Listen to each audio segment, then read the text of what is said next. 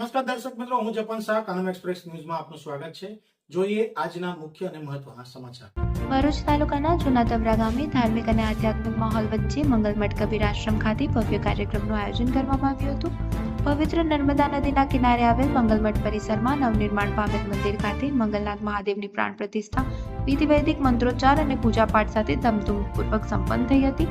સવારે ચોક્કસ 9 વાગ્યે વૈદિક બ્રાહ્મણોના મંત્રોચ્ચાર સાથે પ્રાણ પ્રતિષ્ઠા મહોત્સવનો શુભ પ્રારંભ થયો હતો. મંદિર પરિસરમાં ભક્તિભાવનું અનોખું દ્રશ્ય સર્જાયું હતું.